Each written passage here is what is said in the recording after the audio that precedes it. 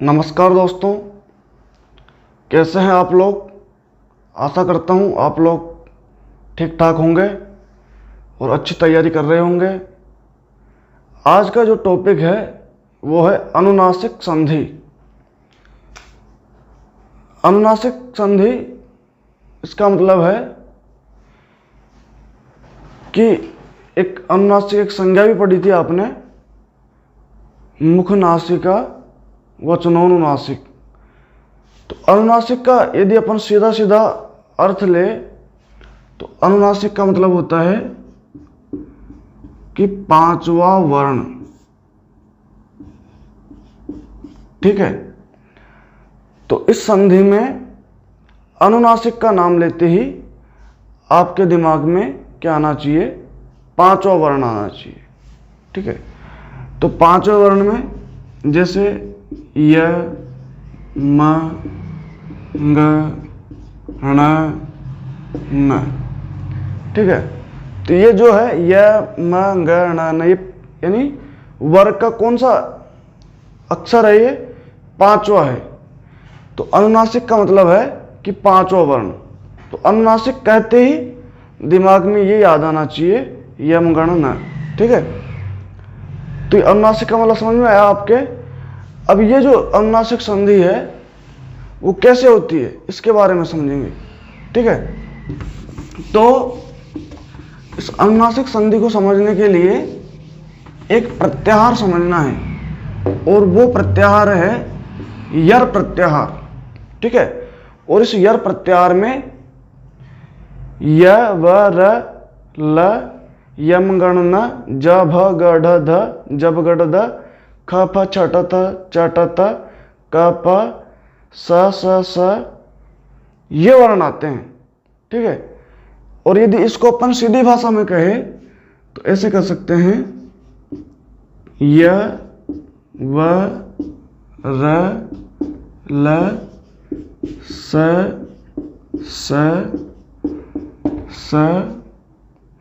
इसके अलावा वर्ग का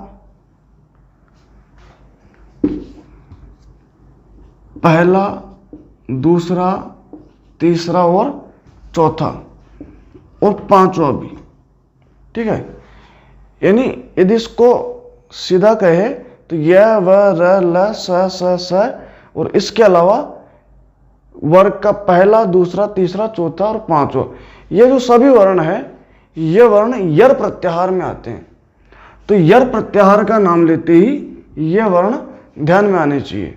ठीक है, तो इन यर यानी जो यर प्रत्याहार है इन यर वर्णों के स्थान पर अनुनासिक होता है।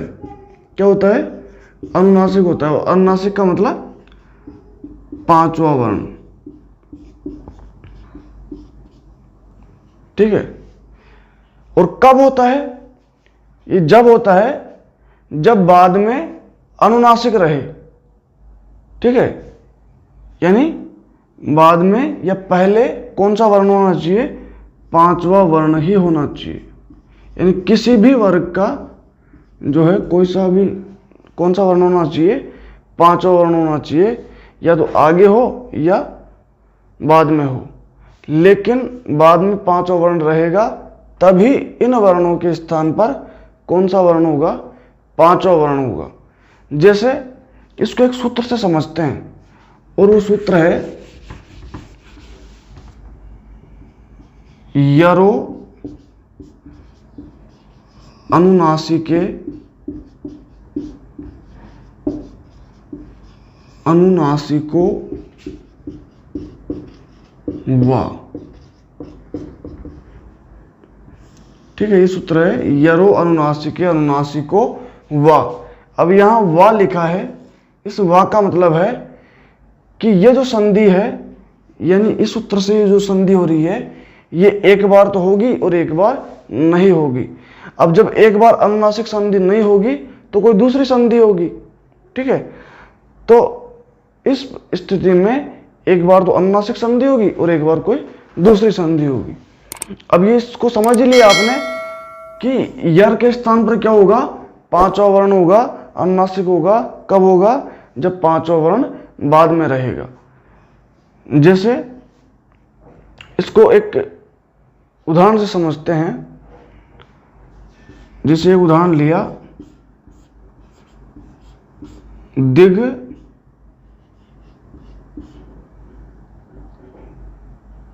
नाग, ठीक है, उदाहरण है दिग नाग। अब इसको जो है,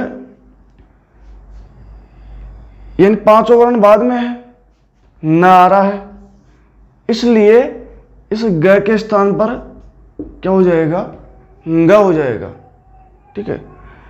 और इस प्रकार से ये जो है वो बनेगा दिगनांग। दिग, ये ग है, यहां क्या बनेगा, दिगनांग। इसी प्रकार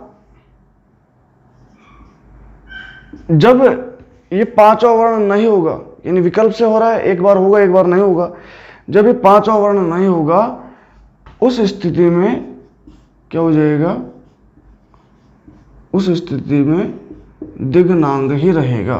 क्या रहेगा, दिगनांग रहेगा, ठीक है। इसी प्रकार जैसे और उदाहरण देखते हैं, जैसे वाक महिमा।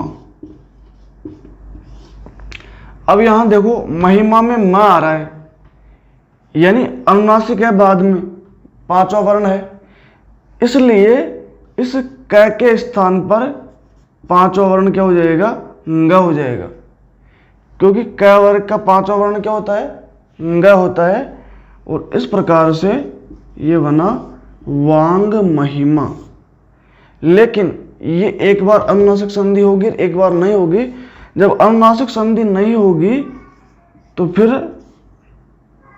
ये क के स्थान पर क्या हो जाएगा, तीसरा अक्षर हो जाएगा, जसत्व हो जाएगा। यानी कौन सी संधि हो जाएगी, जसत्व संधि हो जाएगी। और फिर वहां क्या बनेगा, वाग महिमा। क्या बनेगा, वाग महिमा, ठीक है। इसी प्रकार जैसे एक और उदाहरण देखिए, एक उदाहरण है एतत् मुरारी। क्या उदाहरण है, एतत् मुरारी।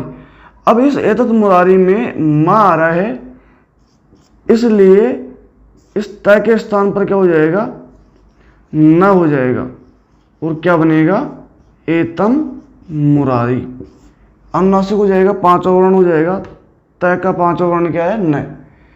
लेकिन जब अनुनासिक संधि होगी तब तो एतम मुरारी, और जब अनुनासिक संधि नहीं होगी तो फिर इस त के स्थान पर जसत्व संधि होकर के द हो जाएगा, और फिर क्या बनेगा, तब बनेगा एतद मुरारी, ठीक है। आ गया समझ में। इसी प्रकार कई सारे उदाहरण देख सकते हैं। जैसे एक उदाहरण आता है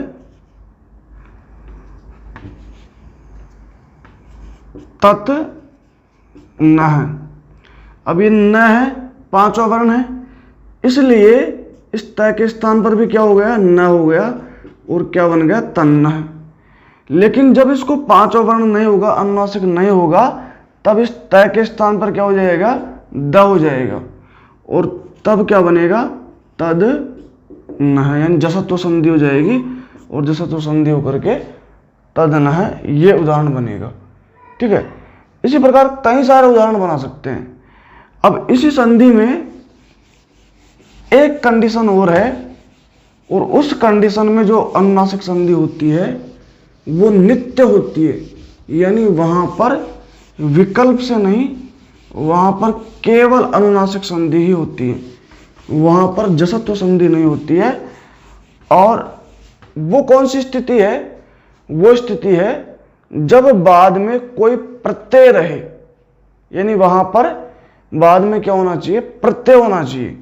और उसके लिए एक नियम है, एक वार्तिक है, और उस वार्तिक का नाम है प्रत्यय भाषायाम नित्यम। नित्यम यानी वहां पर कार्य नित्य होगा, यानी विकल्प से नहीं होगा। ठीक है, लेकिन उसकी शर्त क्या है कि बाद में प्रत्यय होना चाहिए। क्या होना चाहिए? वहां पर प्रत्यय बाद में होना चाहिए। जैसे एक उदाहरण से समझिए, तद मात्रम। अब यहां पर ये जो मात्रम बन रहा है, इस मात्रम में मात्रच प्रत्यय है। कौन सा प्रत्यय है? मात्रच। यहां च की संज्ञा होकर के और जो है इसका मात्रम जो है रूप बना है, यानी ये प्रत्यय है, कहने का मतलब ये है। और जब प्रत्यय बाद में है तो यहां पर इस द का पांचवा वर्ण क्या हो जाएगा? न हो जाएगा। और तब जाकर के जो उदाहरण बना वो बना तन्मात्रम। अब यहां पर केवल तन्मात्रम ही बनेगा, यहां पर और कोई संधि नहीं होगी, क्योंकि ये नित्य कार्य है।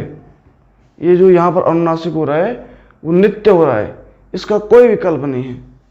इसी प्रकार जैसे एक प्रत्यय और आता है, और वो प्रत्यय है जैसे चिद मयम।